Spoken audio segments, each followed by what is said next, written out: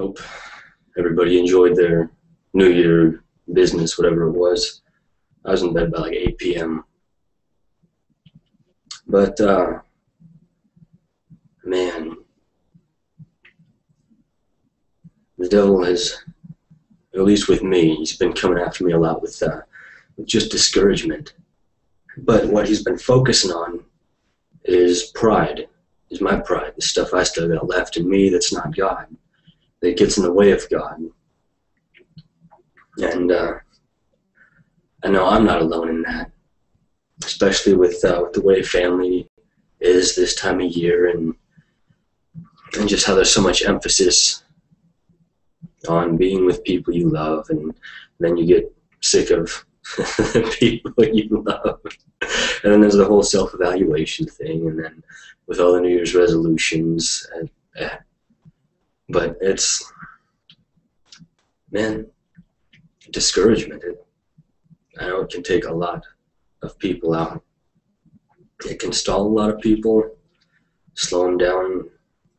I've been looking through all of the words that God's given me over the last 8 or 10 years, and probably at least 8 or 10 times a year, he just keeps encouraging me, take heart, don't lose heart, stay strong, what you're doing is right. And just reaffirming the what I'm doing, and basically negating all of the emotions that I've been fighting with that shouldn't have had a foot to stand on in the first place in my life. But with pride, man, that's a deep root, and it does get in the way of well, I haven't thought of a single thing yet that it doesn't inhibit God from doing. And that basically, that fuels a love of money. It fuels just self-centeredness, self-preservation. And God doesn't care about it. What he cares is if you're being an example of him for other people.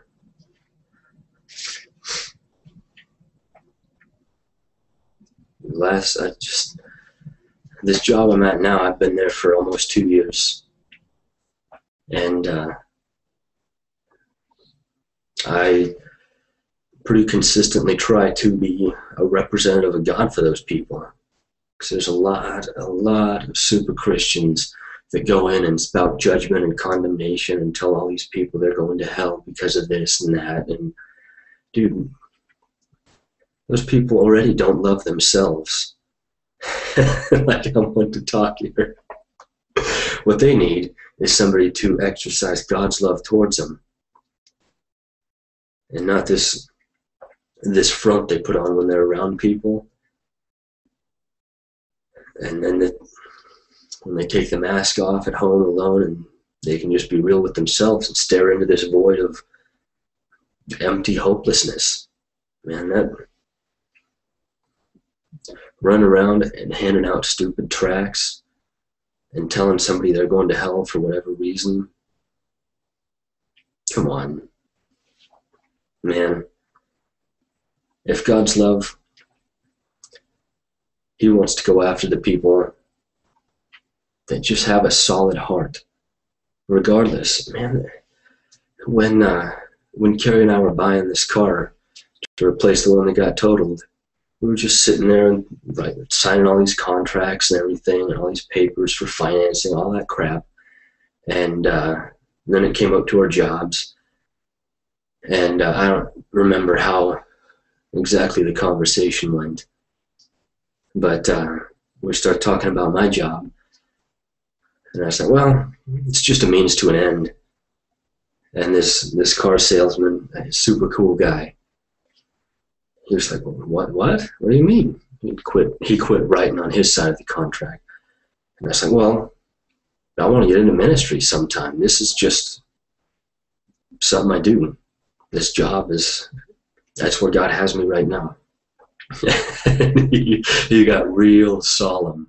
You know, I'm not, I don't know if he got self-conscious, but you could tell there was a different air in the room.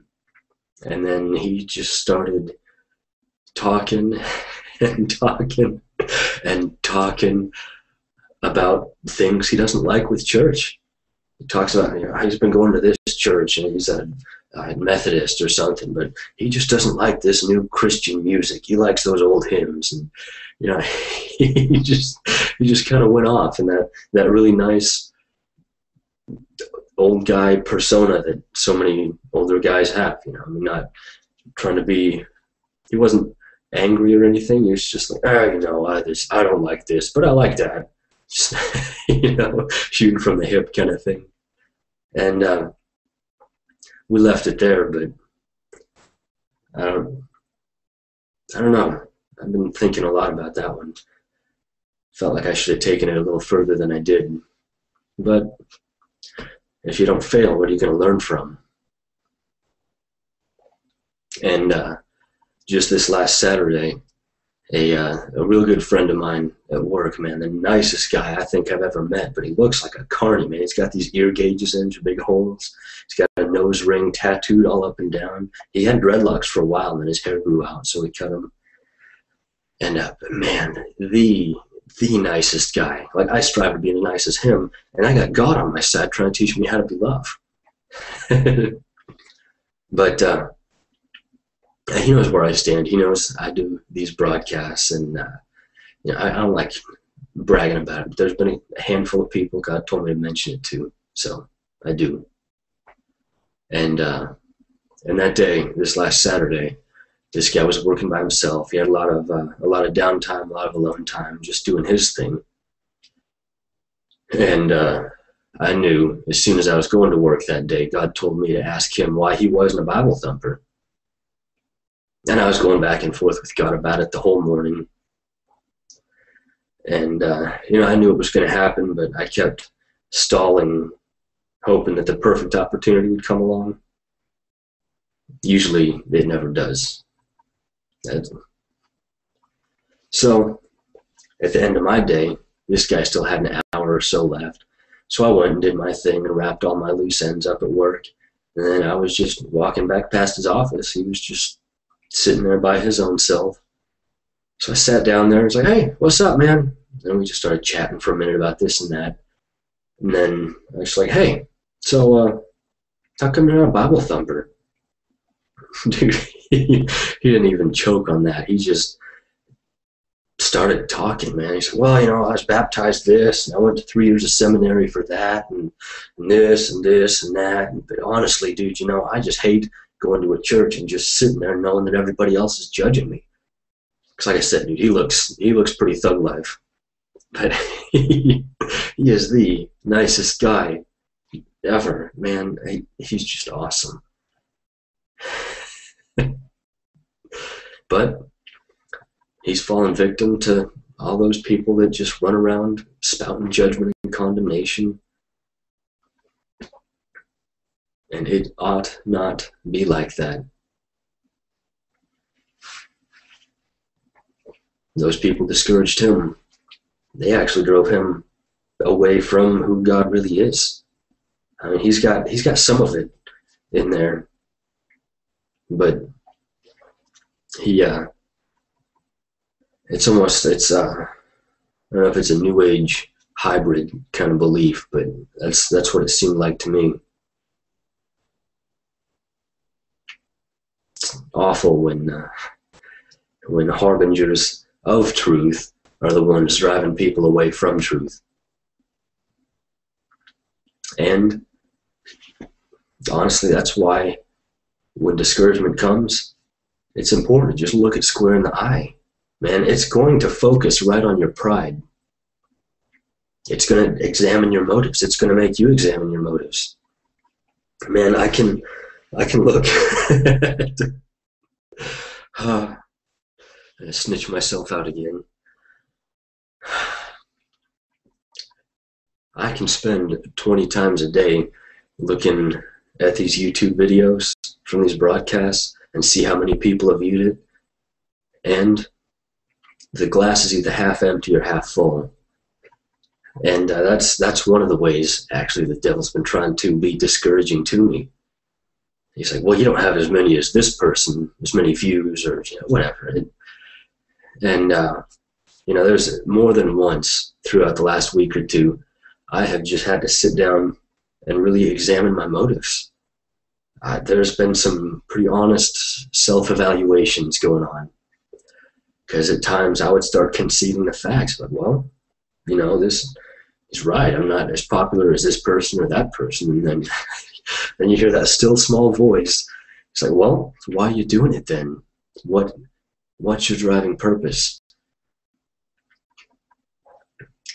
It's funny how God can just lambast you with the truth and just leave you just speechless.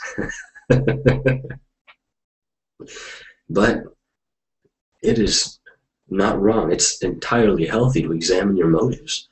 Man, if you're doing something out of pride, maybe you need to stop doing it for a while. You talk about money, man, there's so many Christians that think money is the root of all evil.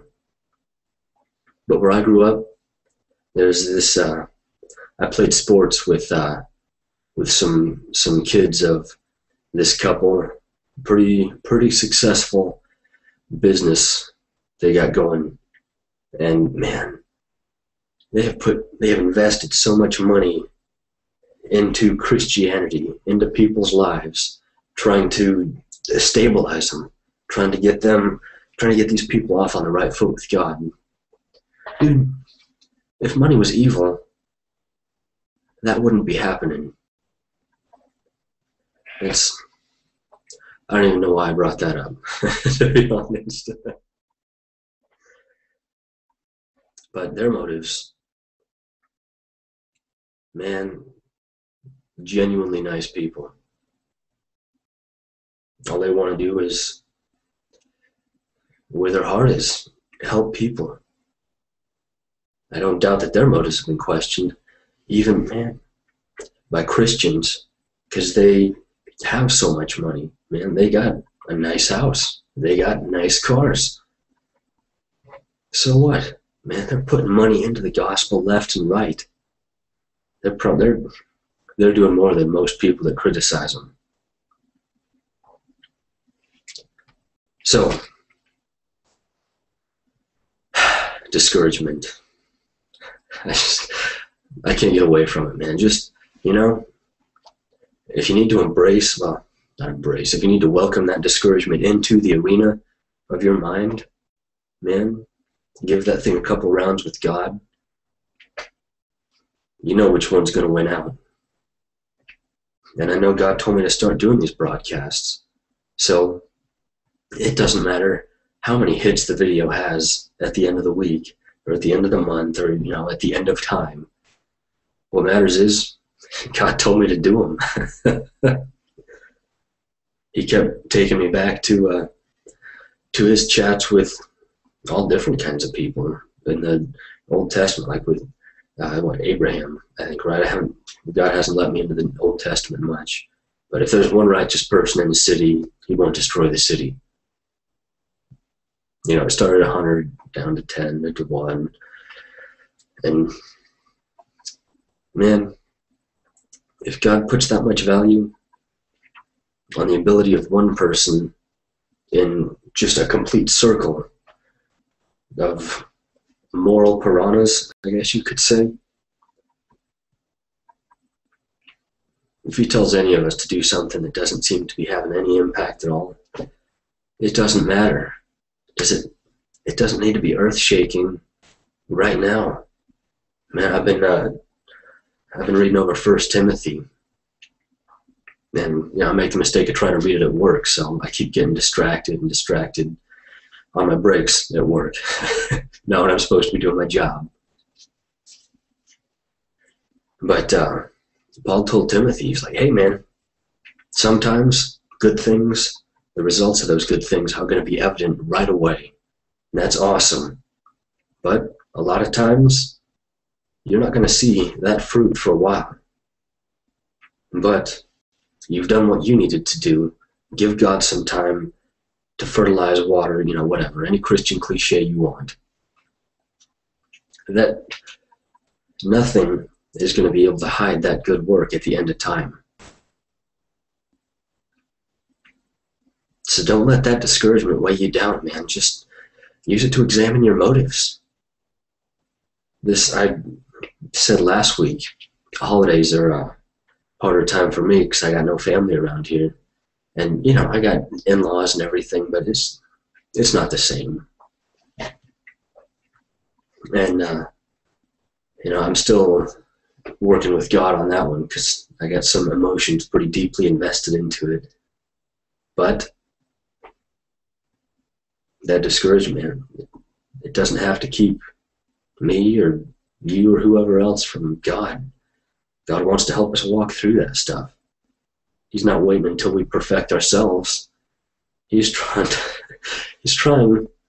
to wait until we hand ourselves over to Him so He can work with us on everything we suck at.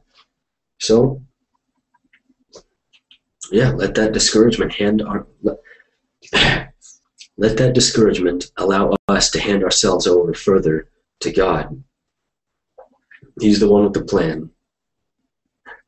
I remember when I first moved here, man, I was just so excited to be at this church. I wanted to help out in any capacity I possibly could. And I thought how awesome it would be just to get a job at the church and be around there all the time. Now, I think it took a few years for God to get it across to me, but dude, I got a hard enough time dealing with super Christians. I thank God that He put me in a job where I don't have to be around very many of them at all. And if that's an awful thing to say, so what? It's true, man. That's how I feel. I look back on it now, and I thank God that He did not give in to the things that I wanted at that time, because He had a little broader vision than I did. All I saw was at the present moment, man, I was like, man, this would just be so cool to be around these super strong Christians all the time. And there's a lot of strong ones at the church, but they're the ones that will tell you to just spend time with God. Knowing me at that time, I probably would have fallen prey to the ones that have a lot of time on their hands to counsel people and mentor people and bring the young ones under their wing and guide them and indoctrinate them with half-truths and garbage. And man, I am so glad God steered me clear of that stuff. He definitely heard the cry in my heart at that time, but He disregarded it because I was being stupid and short-sighted. There's been a couple years ago, I was just spending some time with God, and I was looking back on, just the whole chain of events from me getting my life turned back around to get filled with the Spirit to ended up in Tulsa to learn how to stand on my own 2 feet in Him. And I was like, man, you definitely had a hand in that. There's no way this was an accident. And He told me, he's like, well, you're more like Mr. Magoo than you know. And honestly, I've only seen a couple episodes of Mr. Magoo because I was kind of phasing out just as I was becoming aware of things as a kid. But from what I remember of it, it's just this super old man that's like, he may as well be blind and deaf, but he's just happy as a clam and just innocent as can be, and all these bad things are trying to come up on him, and all these bad guys are trying to bring things on him. And, somehow he just avoids them, just keeps going on his merry little way, not even having a clue of what's going on around him.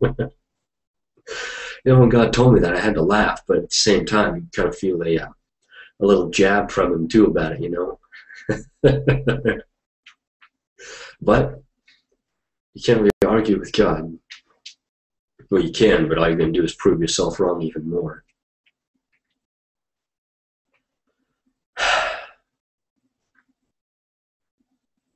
So, don't be discouraged. Man, I can't get away from it. We all fight with emotions. Man, the last couple weeks, one of the last things that I have wanted to do was just sit down and shut myself up and figure out what it is I'm going to talk about on these broadcasts. But I know God told me to do it. And I know the devil keeps putting pressure on, especially on these mornings before I do them. You can just feel them, just like an Indian burn on my mind. You know, when you grab somebody's arm and it's kind of like that, but in my head. And just all these accusations of failure that happen. I like to spend an hour or so just shutting all my faculties down before I get on here and do this. And especially lately, man, there's been a struggle to just shut down those voices that tell me I'm going to fail. And I know I'm not the only one that hears those voices, but it's a matter of stepping out, man. You hear God, He's going to carry you. You step out on nothing, it's because God's invisible. He's going to be there. There's a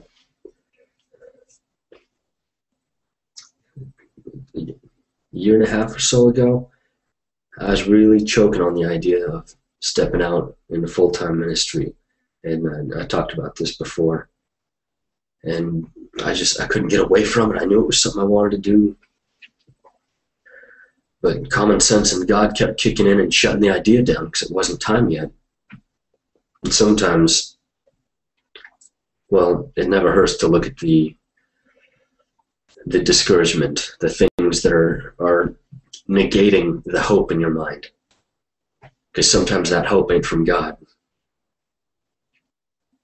The truth is going to show itself. Sometimes you just got to give it some time.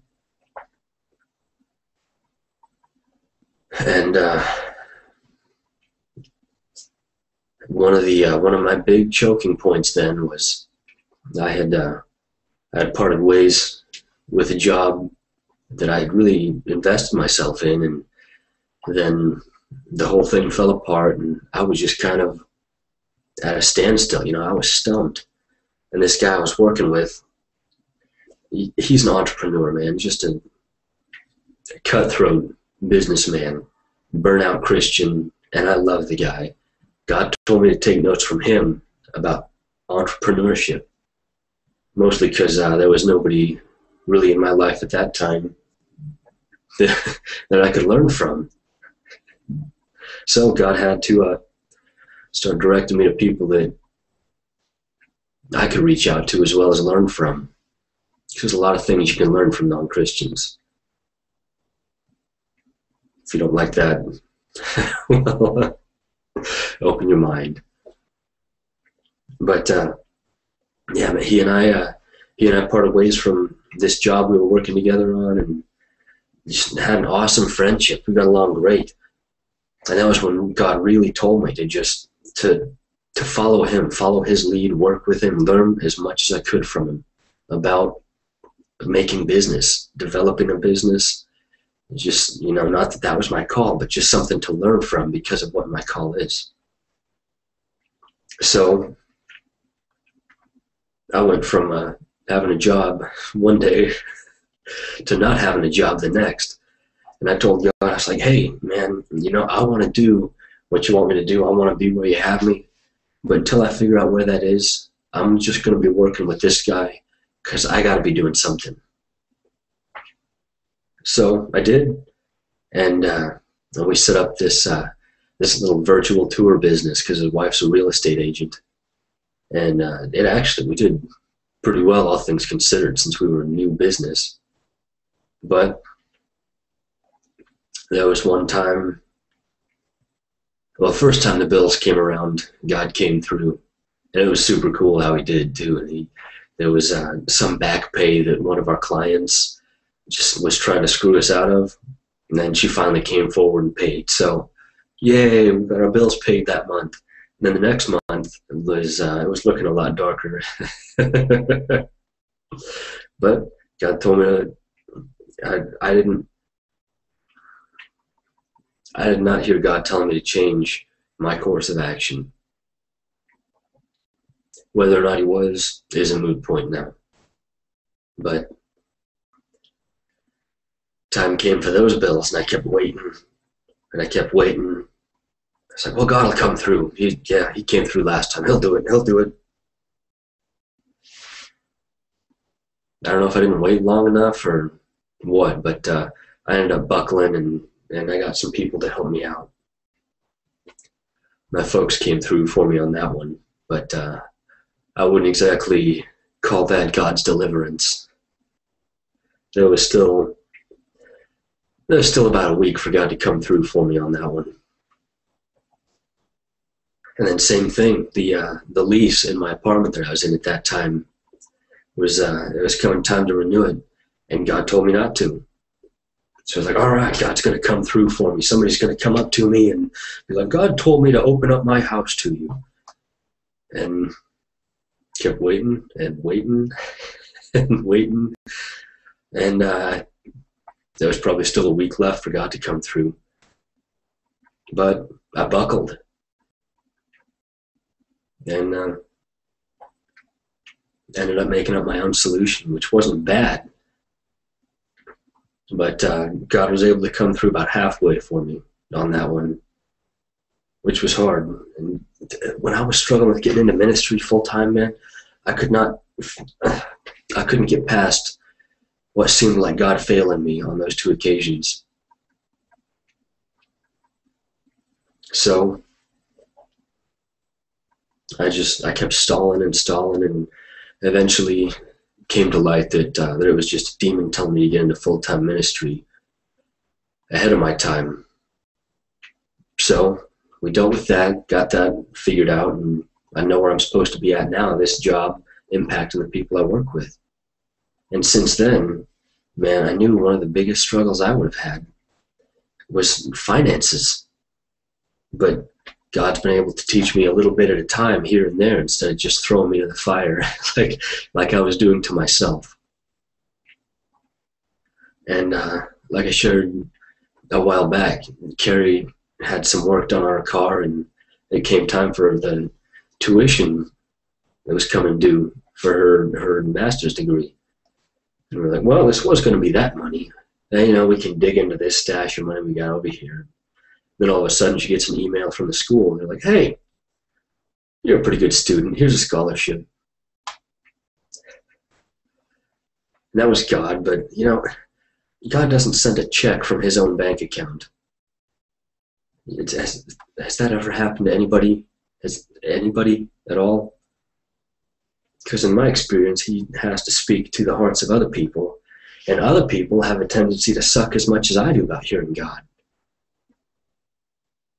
It's a matter of just learning. Somebody's got to forge the way, right?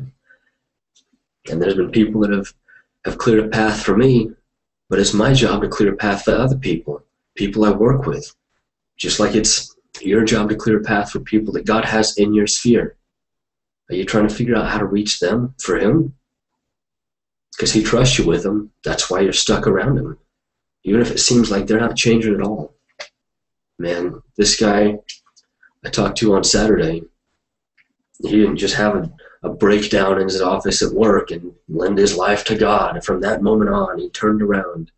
But I know it was God telling me to do it.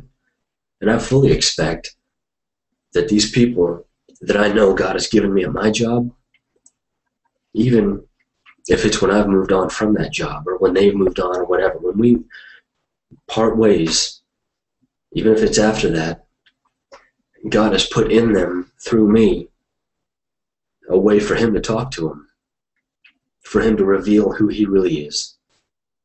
And obviously, dude, I've not been the epitome of God's love at my job, or a lot of things about God.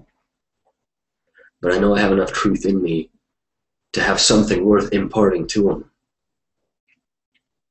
And you do too, man. If you got a pure heart, you just want to be used by God, you can be dumb as a brick and just a newborn Christian, just not knowing a single thing. But man, if you got that heart and temperance, it's important to to combine zeal and patience. Learn that the hard way. But God's got something to work with from day one. So just trust that what you're doing, man, if you're doing it with a pure motive, the devil can't keep it hidden forever. So don't lose heart. Man, just keep examining yourself. If those negative thoughts come, just put them in a little arena with God. Have a Mexican standoff. You know, the discouragement, you and God. And it's going to be 2-on-1. But just don't lose heart, man. Don't let the discouragement slow you down. Just let it push you back towards God. And then learn how to deal with the emotions that always accompany that discouragement. And then you learn to focus on that pride that the discouragement centers on. Because really, I mean, once you actually get rid of the root of pride, what's the devil got to work with? He's got to come at you from outside of yourself. And not a whole lot of people come to that point. But that's what we're striving for. So, love you guys, and hope this message finds you well.